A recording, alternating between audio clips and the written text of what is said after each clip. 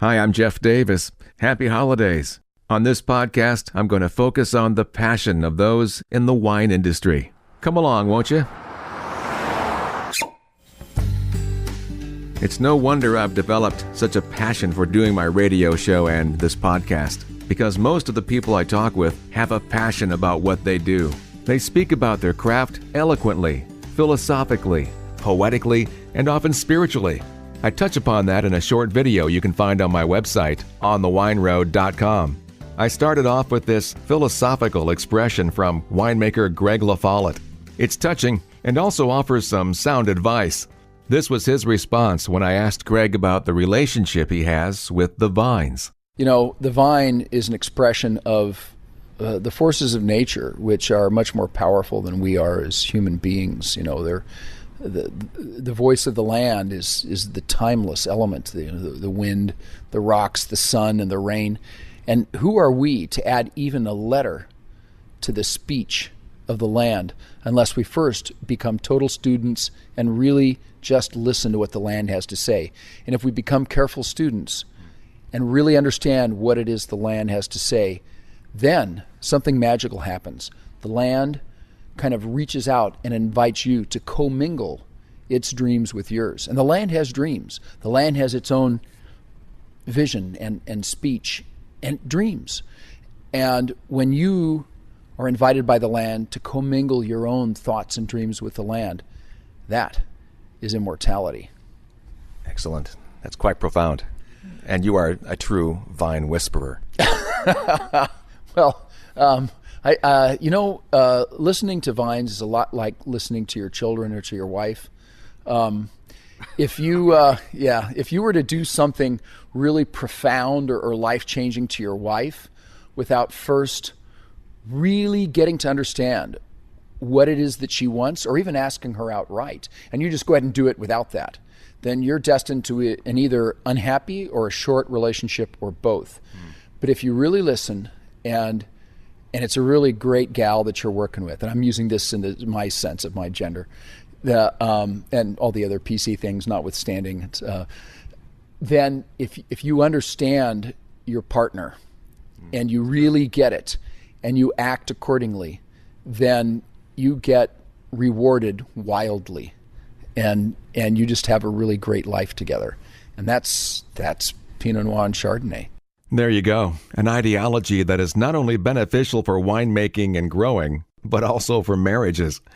Greg used to work for his namesake winery, LaFollette Wines, but no longer does. Aside from consulting with a handful of wineries, his principal brand is Alquimista Cellars, and he crafts his wine as eloquently as he speaks. You can find it at alquimistacellars.com. That's ALQUIMISTA, cellars.com. Alquimista is Spanish for alchemist, which he truly is. When I was talking with Julie Johnson of Tres Sabores Winery on South Whitehall Lane in St. Helena in Napa Valley, one of the most astute things she said to me was this as I was wrapping up the interview. What other business in the world could be as vertically organized? You know, here you can see the grapes, you can grow the grapes, and you can taste the wine from the same spot, you know. So it's a great pleasure. So true. Here's the earlier part of that interview where she describes the importance of her organic vineyard and property, just as her dogs were coming up to say hello. They're friendly greeters. They're extremely friendly greeters. We get a lot of comments about the dogs and the vineyard and just the vineyard practices, the organic practices, and just why we do it. You know, what the intricacies and what the reason is. The soul and the soil sort of thing that some people come here and. Well, before they come and they say, well, how close to the vineyard can we get? You know, as in, is it across a bar and into an asphalt parking lot and then there's the vineyard? And we say, no. And when you're here, you're right on the vineyard. You're right. Absolutely here and immersed in the vineyard. So it's a nice experience that way, I think. And do you use the sheep like they did in the old days, keeping the grass, the cover crop short? Absolutely. Did you see them out there? Yeah, I don't have very many at present. I've had as many as 7 at one time, but. They are the proverbial lawnmowers and natural depositors, and we call them the natural deposit team. And in their paddock, then we collect the manure and use that with the end of season, all the green stuff that comes through a farm. But for the stems and the seeds and the skins, we actually make compost using that and the manure from the guinea hens. So we raise guinea hens and sheep and hens and all manner of things. Yeah, we're surrounded by nature here and animals. It's the cycle of life in action here. Yeah, well, it is. And the interesting thing for me is just how it really does fit and how it really does work. And you can see it happening when you've got a hummingbird clearly bouncing between the vineyard and the pomegranates or the sage or the rosemary or so on that we have here. And it hits home for people who don't have any contact with that sort of web of life as well. So when somebody comes here and they may have never understood really what the difference between Cabernet Sauvignon and Zinfandel is, they can look also for other sort of edification. They can look at the difference between a regular spearmint and a mojito mint, or they can look at a Julia Child rose, or they can look at an ancient Metabolus rose, and they smell different and they look different, and it triggers different things as part of your sensual awareness. For some people, they may not have tapped into that for a while. And so the idea is, let's come here and discover something. Drink, smell, enjoy, taste, make those wines feel as smooth or as crunchy as you want to by, bring something here to eat so that you can figure it out that way. Hopefully something's been awakened here. Yeah, and then you have the visual of the nature. The visuals here. Yeah, the visuals are here.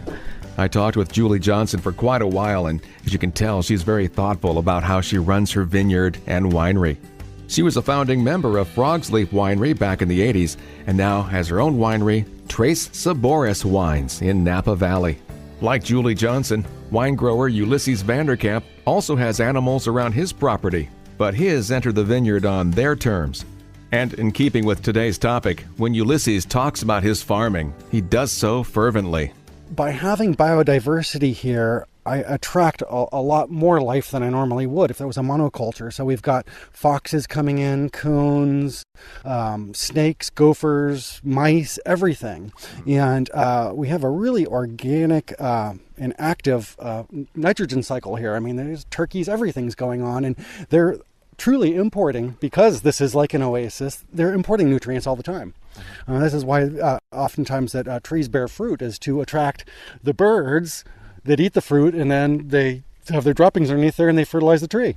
I think those animals problematic? Well, Mother Nature's not always kind, but in a sort of a 10-year horizon, Mother Nature's not kind at all, actually. I mean, it's full of peaks and valleys, but when you average it over a decade, it all works out. It's just not always on your timeline. Does that mean she knows what she's doing? I don't know if she knows what she's doing, but Mother Nature always has a way of balancing out, She definitely calls the shots, I'll say that. Tell me about your relationship with the vine. I unfortunately have all day, every day to think about this. And the other day I was thinking, you can't grow grapes for 30 years and not have an ideology.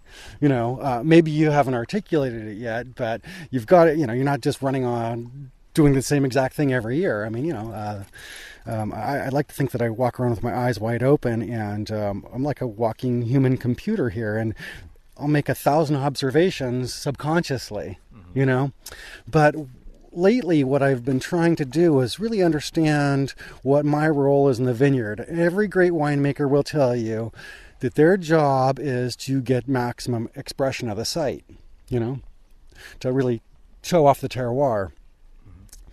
And me as a grape grower, I know that I have a lot of influence, and I oftentimes tell people that I don't do anything 100% better than anybody else, but I do 100 things 1% better than everybody else. Now, that's not to say that there's an influence on everything that I think I'm influencing. Some things I really don't have the influence that I think I have. And my goal these days is really not to be a grape grower, but to nurture the grapevines. The grapevines, I want to create a grapevine that can grow itself. I don't want to have to prop up a grapevine. So if it only gets 3 spurs or 1 cane or half a cane, that's fine by me. I want a grapevine that takes care of itself, and it's my job to nurture it. So going back to, my philosophy as a grape grower, I'm thinking now there's two major components in grape growing. There's the nature of the site is a really important thing, and I think that a lot of people aren't around long enough to even understand the nature of a site. I know every nook and cranny and every fold here, and I know where how the vines respond, and the swales, and the areas with shallow roots, and I know every corner of the vineyard, and I'm not surprised any longer. Ulysses of the Vanderkamp family vineyard on Sonoma Mountain in Sonoma Valley. Up the 101 freeway quite a bit in Hopland is the Topel Vineyard. Winery owner and assistant winemaker Mark Topel responds to my statement about their process. We were talking earlier, too, about how your wine and even the land, from what I was reading about how you treat it, is much like a baby. You have to nurture it. You got to feed it properly. Well, I'll tell you that's absolutely correct. This is organic, and it's funny what's happened in the 25 years that we've been planting and growing. The idea of organic has come from being one that was kind of either looked on with amusement or disdain by big growers, to the realization that this is absolutely the way to go. You get better wine. You get longer-lived vineyards with less disease. If you just leave the vineyards alone, you don't plow them. So what we've discovered is you cut the grass or the ground cover, and you let it just sit there so it keeps the ground cool. And then over the winter, it goes into the soil, and the grapes are happy. And if you come back here in 3 months, if we have some water and they've bud break has happened and they're out about 1.5 feet, and you see the first setting grapes, you'll see they're happy. And you don't have to be an expert. You can look at a grape plant and know it's happy. And you can look at a grape plant and know it's stressed. If somebody stops and says, look at this, and you'll see this, you'll see the angle of the leaves to the stems, you'll see the curl, the way the leaves curl or don't curl, you'll see how healthy the bunch is. You can just see it. I mean, it's just like, when you look at your pet, that your pet is healthy and happy and not sickly. And plants are the same way. A lot of terms you hear often in these areas, especially the rural areas, you hear the term stewards of the land, those who appreciate and work with the land, much as the Native Americans did, especially in these areas that were inhabited by the Pomo Indians. And you and your wife have that same mentality. Totally have it. We believe that we're blessed to be able to be here, that we're taking care of this land for whoever comes after us, and after us, and after us. And on our area, we have 160 acres here, and in the northwest corner, there was a Pomo settlement that was a fall settlement, acorn gathering settlement, and a hunting camp. And we still find arrowheads, sometimes the voles, the gophers in the ground dig up these flint-napped arrowheads. Yeah. It's amazing to find it. It makes you feel like, my God, here we are, and somebody was here 4,000 or 5,000 years ago doing this. He's Mark Topel of Topel Wines. You may be familiar with their tasting room in Healdsburg. You're listening to my year-end show featuring the passion, the thoughtfulness, and philosophical nature of many of those in the wine industry.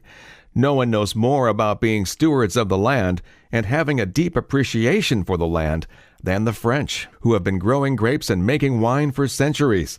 In 2015, I talked with Jean-Charles Boisset of Boisset Family Estates, as he was chosen as honorary chair for the Sonoma Wine Country Weekend because of his many contributions to the industry. I was aware that his family have been biodynamic in Burgundy, France since the mid-1990s. Yes, indeed. We believe that great wines are made from great grapes, and great grapes are wonderful as long as we respect Mother Nature to the fullest.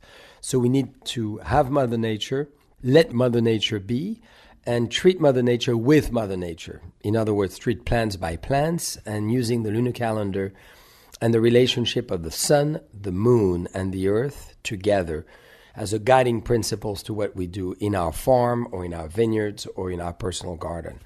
So we've started 20 years ago, not only being organically certified, but as well biodynamically certified. So we think the two together are very essential to provide an amazing elixir that is pure, that is, the real representation of the earth, and that is going to last in time, which is very important. You want wine to last in your cellar for a long time. Right. And terroir-driven wines is certainly the foundation of the Burgundian growing region, and that's a belief you also continue here. Absolutely, and often people ask me, are you trying to make Burgundy wines in the Russian River? And I always say, no, we have an amazing self-expression in the Russian River that is truly your own. So why we here, in fact, is we could do together a tasting now which really brings Burgundy to the forefront and the Russian River to the forefront. For that matter, Jeff, you probably know we've created a wine as well which is quite unique, named number 3, which is the blend of two worlds. It's a blend of Burgundy and a blend of Russian River. You have the fruit, the bouquet and the expression of Russian River, but you have as well the terroir, the earthiness of Burgundy. So we love to keep the two worlds separate, and we feel it's very important that they complement each other. As a winery and vineyard owner who revitalized Buena Vista Winery, the oldest commercial winery in California, I asked Jean-Charles if his appreciation for history stems from growing up across the road from the historic Clos de Vougeot, which was built by Cistercian monks in the 12th century. It had to have made quite an impact. Jeff, you're exactly right. This really came from my background for sure. I mean, I was born looking at the Clos de Vougeot in my life. So you look at history, you feel history, but you learn a great deal from history. So it's important to reflect back. It's not only what we want to do in life, but it's as well what other people have done, and we want to honor that as well. So yes, it came from that. It came as well from my grandparents, who on both sides were school teachers, and really, relentlessly repeating the wonderful things which happened in the past from the beginning of time to today. And I was very, had the privilege to be raised in that environment with a deep respect of the past and the people who achieved a lot of great things before us. So it's a combination of those two. His passion for the business and the craft of winemaking was further revealed when I asked him how he felt about being honored by the Sonoma County Vintners Association. Oh, well, I'm honored myself, as a matter of fact, to be here in California. It's a privilege to make wine. It's a true honor to be able to give back the product of the earth to people who really love it, like yourself, and people who deeply appreciate it. And this is a gift of God. So I'm the one honored. It's not the reverse. Jean-Charles Boisset of Boisset Family Estates, which owns Raymond Vineyards in Napa Valley, Deloche Vineyards in Russian River Valley, and Buena Vista Winery in Sonoma Valley. When someone refers to wine as the elixir of the gods, that suggests a higher power at work. One interview I thoroughly enjoyed was talking with winery owner George Macleod of Macleod Family Vineyard. George was about 96 years old when he passed away earlier this year. He still had a fire in his belly, shot from the hip, and had an amusing way of looking at the business, referring to his family as the association and Mother Nature as the board of directors. And he's convinced that there is magic going on in the vineyard. There is magic going on here. There's huge magic in trying to understand how the grapes can be married to the terroir here and turn out like beautiful in the bottles like they are now. And you can talk to 100 people, and they'll tell you there's some magic going on in the vineyard. And that's what we believe here. The terroir is what we're, in effect, married to, and each of these vineyards is different. If you look at Kendall-Jackson, they've got a deluxe book in which they're talking about what goes on in the vineyard at night as the vines continue to do their thing. And that's what we think going on here. And I like how you compared the vineyards, and I've heard this before, that they're kind of like your children. But there are many aspects of that because they do their own thing. Sometimes they don't listen. You're trying to figure them out over the years.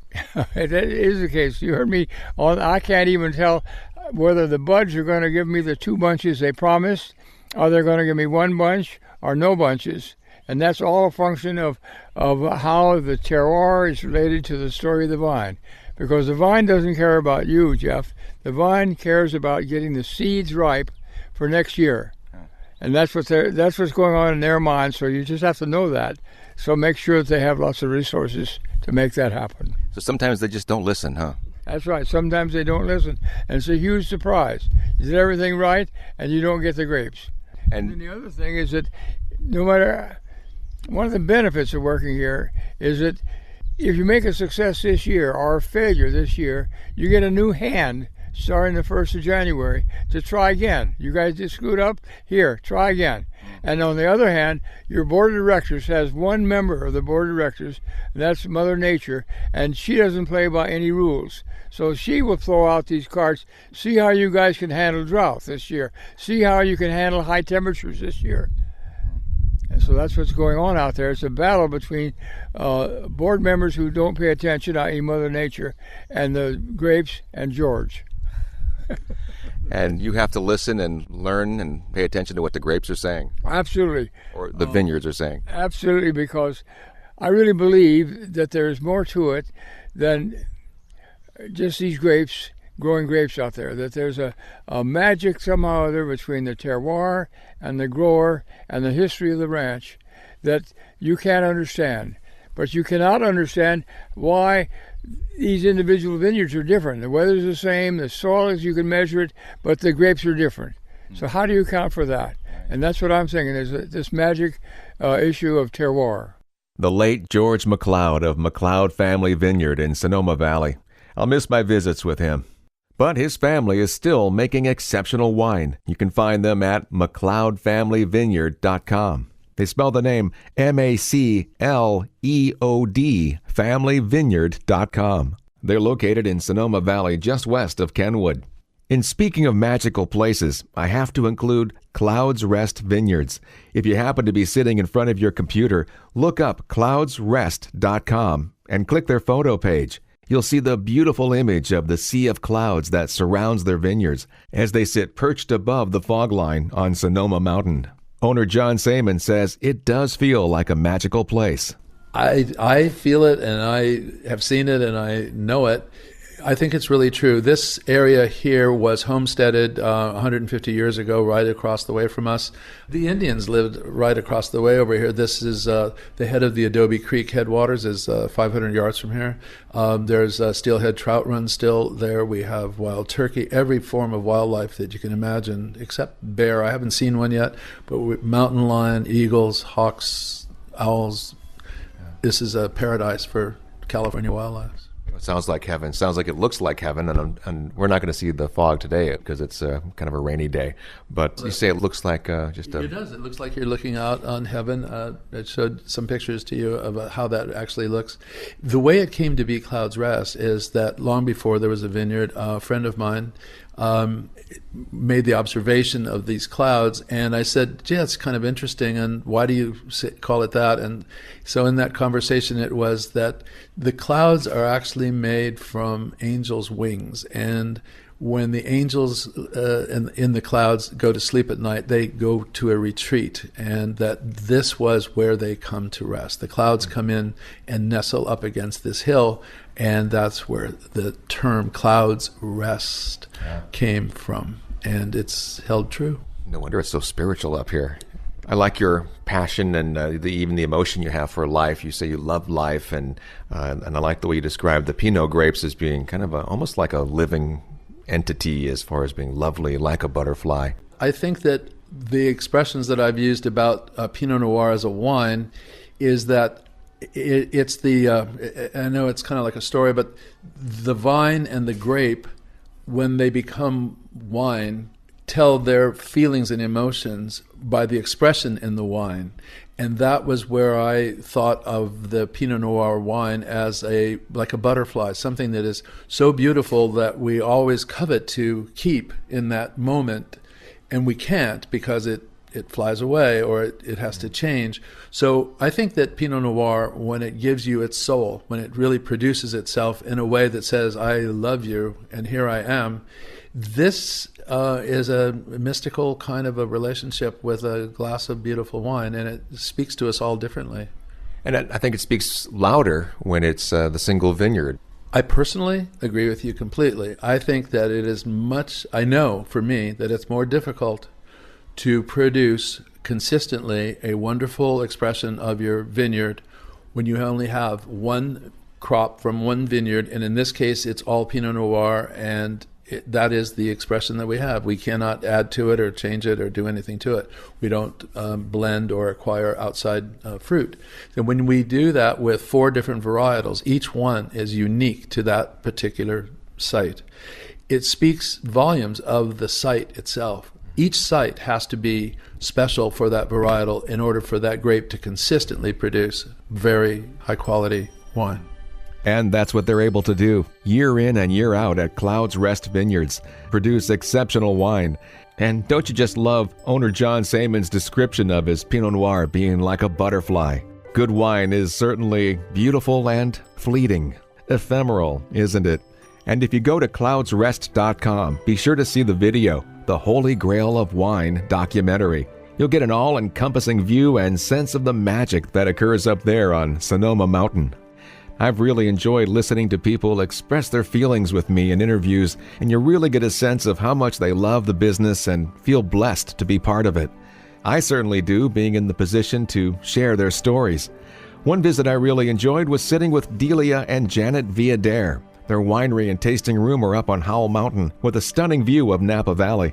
The soft-spoken yet small and mighty Delia, an Argentinian immigrant, described her Viader wine this way.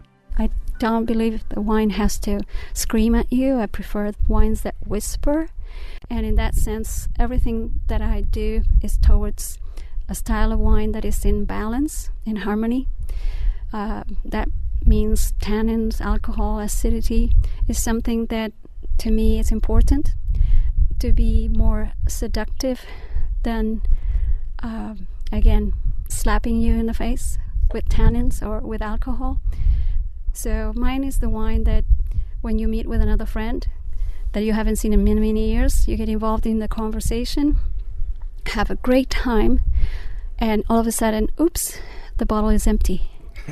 And you haven't noticed, but you were having such a good time, and the wine was part of it. Perhaps a catalyst, perhaps not, but to me it's very much the place of a fine wine, to be more like background music. It provides the ambiance, but it doesn't become the center of things. And it's a compliment to you, I guess, when that happens, huh? Yeah, definitely. And we hear it a lot, that people said, you know, we took a bottle of your wine and we got to the first course and the bottle was empty already. and that's enjoyment. That's definitely, to me, it's appreciation and means a lot to me, definitely. Well, it sounds like you've attained that balance for sure, so congratulations. Thank you. Well, it's a strikingly beautiful view and winery that you have here, so I would suggest to my listeners to definitely come up and see Viader Winery. Right. Thank you. Yeah, people always rave about our views, but then they're like, your wines, though, are spectacular. And so that's really what we're looking for is, we want to give an all-around experience. It's a beautiful setting. We work hard to put those wines in the bottle and are always looking for new people to appreciate that. And speaking of appreciation, what's this I hear about Drew Bledsoe being a fan of your wine? Is that true? Yeah, that was funny. That was something I saw the other day that they were referring to in an article of what got people motivated to be in the wine industry. And so he's a specific, he's a winemaker in Walla Walla, but he said his epiphany wine was Viader, a bottle of one of our 90s vintages. So, and I've actually heard that from a few people that our wine was like the tipping point of, I really need to get into this industry. There's so much more to it than just being a consumer. And so that's completely and totally flattering that our wine would have that effect and to cause a life change. Manfred Krankel also said the same thing. If I ever get into the wine business, this was more than 20 years ago, I would like to make a wine like yours. Wow. And actually he's made fantastic wines. There are his, but you don't get a commission on that, then, do you? I don't get a commission on that. No, not at all. But we've heard it over the years. A lot of people just mentioning. The latest was my importer in Korea in 2001 that loved the wine so much that decided to come to California, buy a winery, and start all over from scratch. And there was Dana Cellars. So you are inspiring, then, aren't you?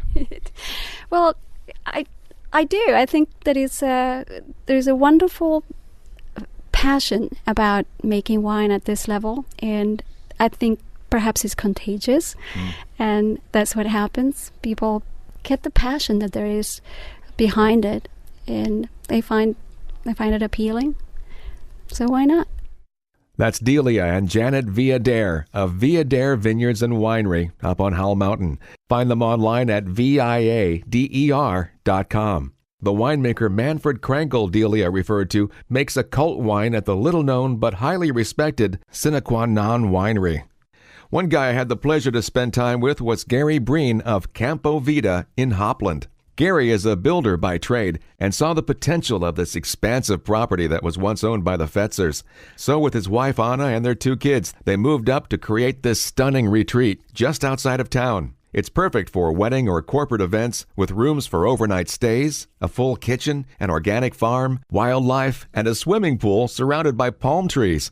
It's a one-of-a-kind place that touches the soul. Gary and I walked throughout the property, and I enjoyed his enthusiasm as he talked about the place. Oh, and the wine. They bottle a great variety of it. The Rhones do super well here in southern Mendocino. I mean, Grenache, Syrah, Viognier does amazing, Roussan, Marsanne. We're really, really sound at a lot of Rhones, which is great. And also Italian. I mean, we do, the Sangiovese does amazing here. The Italian Arnaise does great. Cortese. We're going to do some plantings of, probably my favorite wine is Vermentino. Wow. So this plot over here to the left used to be in Chardonnay back in the Fetzer years, and they pulled this out because it had Phylloxera. Yeah. So we've kind of purposely left this fallow just to figure out exactly what we were going to do. And at first we were going to do some Grenache Blanc because this property here is really, this is a all old riverbed. So it's really gravelly, lots of rocks, lots of sand. So it really does well in the Rhone or Italian whites. Right. And then right there, of course, you have your swimming pool that's surrounded by some tall palm trees. That's a lovely sight. Yeah, we like to say it's just an amazing summer afternoon where you can go out by the pool, surrounded by vineyards and no people, and the breeze picks up and you kind of close your eyes and you feel like you're in either Mexico or in Hawaii in the middle of Mendocino. So without the sound of the surf. Exactly. I think it's one of the things you look out here and you say, God, what's so stunning about this is just, there's just so much. I mean, these oak trees, those aren't the oldest ones, of course, but some in the front, and there's some over in my property that are over 600 years old. So it's just a place of, history from both nature and trees and what people have done. So you look around here, it's really hard to start cutting anything and tearing anything up. You're right. You'd be ashamed. It was a December day when Gary and I met up, and as we entered the garden, even at that time of year, there were wonderful aromas emanating from that rich organic garden. This whole place was started as a organic garden of food by Michael Maltus. He's kind of really well known in the apple world because there's 89 varieties of apples here in this garden. So he was he was a crazy apple guy. He loved. I was going to say this place is big, but I didn't realize it was that big. Well, it's 2 rows, but there's a whole bunch of varieties. So this ranch has been organic for 20 years, and it goes really well with the organic component of the garden. So we're into the food, wine, food to table, farm to table. Well, why not? It's all right here. Yeah, well, we have plenty of it. So we are in this interesting spot that, we were blessed with this place. So the challenge in this is that you really have to make it part of your wine and your food program, and really need to tie it in well, because it's not a farm. It's not a giant production. It's not a giant production farm. Yeah, this is a good lifestyle you got going here. Well, it is a great lifestyle. I tell you, my wife and I lived in Oakland, and we loved it. 2 little kids, and we decided, let's go try this winery, farm thing, and it retreat, resort. Yeah, no, it's been the best thing that's ever happened to us, but it's also the hardest thing. This thing is it's a big place, and it's I feel like this place is speaking out. This place is saying, like, you got to do something from the land. You got to make something, and so I think that's kind of our thing, is we see this great place and we want people to come. We want people to come and visit and see and stay. And so, well, much success to you here. And I would say you're going to have a greater success, but I know you want to keep it manageable. Yeah. We're in our 3rd year. We bought the place in 2010, but anybody that wants to be nowadays farm, wedding, wine country, that's from New York or LA or anywhere. This is like it's one of the 4 stops in all of Napa, Sonoma, and now this, because once you kind of look at it, I think what's really interesting, what we've come to realize is the distance is not a big deal anymore, because with the infrastructure improvements from San Francisco to here, at the right time of the day, you can drive from the Golden Gate Bridge to here in an hour and a half. And you can't get to Calistoga in an hour and a half. We're 20 minutes from Healdsburg. We're 10 minutes from Cloverdale. The thing I like to say is you need to come here to Hopland or Mendocino County on any night that has no moon. And because of where we're at, there's just no ambient light. So here, I mean, you sit here in the pitch dark, and the Milky Way stands out like no place you've ever seen it. I bet. It's just stunning. So it's just for people that really want to decompress and just come out and see it's perfect for that. You don't get that in other places now. Well, I was going to ask, do you have a room available? Because we're not leaving. Oh, no, absolutely. Yeah, no, we got 11. The place is quite spectacular. See it for yourself online at campovida.com, then see it in person. They also own a tasting room in Oakland, if that's closer, for the opportunity to try their exceptional wine. The Taste of Place at Oakland. It's a rustic tasting room near the port of Oakland. I have one more response I'd like to share. As I was wrapping up my interview with longtime Kendall-Jackson and Jackson Family Wines winemaster Randy Ullom, he mentioned his thoughts on the one topic the others didn't touch upon, the people of the wine and food and beverage industry.